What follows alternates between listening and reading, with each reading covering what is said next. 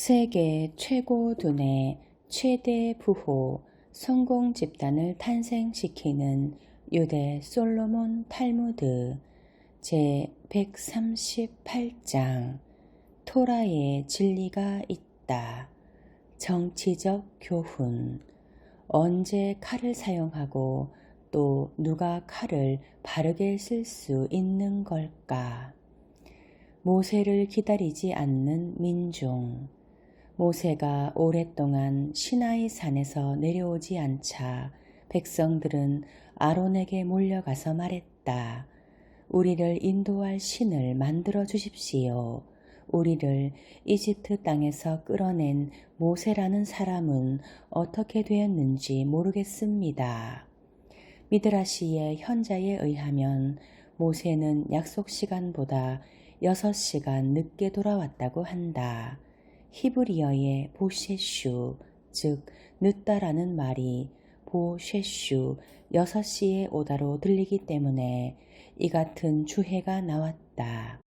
따라서 이스라엘인은 지도자에게 무슨 일이 일어났는가에 대해 고작 6시간을 걱정한 뒤 곧 그 후임을 요구하는 사람들이었다. 그러나 더 나쁜 일은 그 뒤 금송아지를 만들고 이스라엘아, 이 신이 너희를 이집트 땅에서 인도한 너희의 신이다 라고 말한 일이다. 모세는 몇 시간 뒤 돌아왔다. 그새 백성들은 주저하지 않고 부끄럼도 없이 이 소가 우리들을 이집트 땅에서 이끌어낸 신이다 라고 역사를 고쳤었다. 예언자이며 이집트 탈출의 이반자인 모세, 용기 있는 대변자이며 자유의 전사인 모세, 교사이며 입법자이기도 한 모세라는 인물이 완전히 잊혀지고 금송아지가 신이 된 것이다. 백성들은 어째서 그토록 빨리 잊어버리는가? 무엇이 전형적인 대중 심리의 예일까? 대중은 지도자를 기다리지 않으면 안 되는가? 금송아지와 모세 둘 사이에는 무슨 차이가 있는가? 그러나 대중에게는 이와 같은 차이는 대단한 것이 아니었다. 자, 우리를 인도할 신을 만들어 주십시오. 백성들은 맹목적이어서 모세든 금송아지든 어떤 지도자라도 상관하지 않고 따르려고 한 것이다. 그들의 선택. 걱정하지 말고 살아라. 백정과 랍비. 랍비 요수아는 아주 경건하고 율법에 해박한 지식이 있었다. 한 번은 꿈속에서 그에게 어떤 음성이 들려왔다. 기뻐하라 요수아야. 너는 낙원에서 백정 네네스와 나란히 앉게 될 것이고 너의 상급은 그와 꼭 같을 것이다. 잠에서 깨어난 요수아 랍비는 부르짖었다. 내게 화가 임했구나. 나는 평생 주님을 섬기는데 헌신해 왔고 끊임없이 율법을 공부해 왔으며 80명이나 되는 제자들의 마음을 밝혀주었다. 그런데 내가 행한 이 모든 선행에도 장차 받게 될 상급을 보라. 백정 네네스보다 더 나을 것이 아무것도 없는 것 같구나. 그는 제자들을 불러 모은 뒤 이렇게 말했다. 나는 백정 네네스를 찾아 그가 낙원에서 나의 벗이 될 만큼 가치 있는 일을 해왔는지 알아보기까지는 너희들과 함께 학교에 들어가지 않을 것이다. 요수아 랍비는 백정 네네스를 찾기 위해 제자들과 함께 이 마을 저 마을로 돌아다녔으나 아무도 그에 대해 들을 수가 없었다. 수없는 방황 끝에 마침내 그들은 네네스가 사는 마을에 이르게 되었다. 그러자 요수아 랍비는 백정 네네스에 대해 이것저것 물어보기 시작했다. 마을 사람들은 요수아에게 물었다. 오 학문 높으신 랍빗이여, 당신같이 고명하신 어른께서 왜 그런 무식쟁이이며 하찮은 사람에 대해 물으시는 겁니까? 그러나 랍비 요수아는 물러나지 않았다. 네네스가 어떤 인물인지 말해 주시오. 사람들은 대답했다. 랍빗이여, 저희들에게 묻지 마십시오. 당신이 직접 알아보실 수 있습니다. 사람들은 백정 네네스를 찾아가서 말했다. 요수아 랍비께서 이 마을에 오셔서 자네를 만나고 싶어 하시네. 네네스는 깜짝 놀라 큰 소리로 외쳤다. 요수아 랍비 같은 위대하신 분이 저 같은 사람을 꼭 만나고 싶어 하신다고요? 여러분들이 저를 놀리러 오신 것이 아닌지 염려됩니다. 저는 여러분들과 함께 가지 않겠습니다.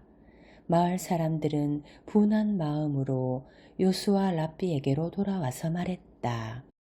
오 이스라엘의 빛이시여, 우리 눈의 빛이시며 우리 머리의 면류관이시여, 당신은 저희들을 왜 그런 촌뜨기에게 보내셨습니까? 그는 우리와 함께 오는 것을 거절했습니다. 요수아 랍비는 외쳤다. 백정 네네스를 만나지 않고서는 이 마을을 떠날 수 없소. 좋소. 내가 직접 네네스를 만나러 가리다. 그 백정은 요수아 랍비를 보고 깜짝 놀랐다. 그는 감격하여 외쳤다. 오 이스라엘의 면류관이시여, 당신은 왜 저 같은 사람을 만나고 싶어 하십니까? 요수아 랍비는 말했다. 당신에게 묻고 싶은 것이 있소. 당신은 평생 무슨 선행을 했는지 내게 말해 주시오. 저는 평범한 백정에 불과합니다. 저는 노약하신 부모님을 모시고 이분들의 시중을 들기 위해 지금까지 제 모든 즐거움들을 포기해 왔습니다. 제 손으로 그분들을 씻겨드리고 의복을 입혀드리며 음식물을 준비합니다. 요수아 랍비는 이 말을 듣고 몸을 굽혀 그 백정의 이마에 입을 맞추었다. 내 아들이여, 당신에게 복이 있소. 행운이 당신과 함께하기를 바라오. 내가 낙원에서 당신의 벗이 되는 특권을 가지다니, 아, 나는 얼마나 행복한 사람인가. 위대한 것은 역시 작다. 알렉산드로 대왕은 많은 것들을 성취했어도 아직 만족하지 못했다. 그는 나보다 앞서 존재했던 어떤 사람도 경험해보지 못했던 가장 특이한 일을 경험해보고 싶다 라고 외쳤다. 알렉산드르 대왕은 사냥꾼들에게 수많은 독수리를 사로잡아 오도록 명령했다. 그리고 가장 큰 놈을 고른 뒤 그 위에 올라탔다. 그 다음에 그는 고기 한 조각을 자신의 창에 꿰어 독수리의 눈앞으로 높이 쳐들었다. 독수리는 고기 냄새를 맡자마자 그것을 채뜨리기 위해 힘을 다해 공중으로 솟아올랐다. 알렉산드르 대왕은 일부러 그 고깃 덩어리를 독수리가 미칠 만한 거리 밖에 매달아서 독수리가 공중으로 점점 더 높이 날아오르도록 만들었다. 곧 마을과 도시가 왕에게 바늘구멍처럼 보이기 시작했다. 알렉산드르 대왕은 허영심으로 가득 차 있었다. 그는 흡족한 듯이 바라보았다.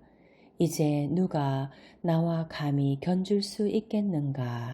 나는 이제 세상 모든 이들 가운데 가장 높은 곳에 있구나. 내 눈에는 이제 사람들이 벌레같이 보이는구나. 그러나 갑자기 두려움이 그를 사로잡았다. 그는 이렇게 생각했다. 만일 내가 너무 높이 있다면 사람들이 어떻게 나를 알아볼 수 있을까? 나 또한 그들에게 한 마리 파리처럼 보이겠지. 어쩌면 그들은 나를 도무지 알아보지 못할지도 모른다. 만일 내가 보이지 않는다면 그들이 어떻게 나를 존경할 수 있을까? 그들은 금방 나를 잊을 수도 있을 것이다. 그러자 그의 자부심은 산산이 깨어져 버렸고 자신의 독보적인 개성이 이제 아무것도 아닌 것처럼 느껴졌다.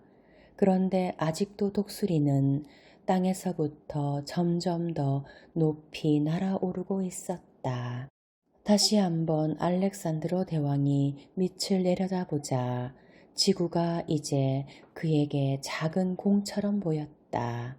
왕은 점점 겁이 나서 고깃 덩어리를 꿰n 창을 독수리의 눈높이 아래로 낮추었다.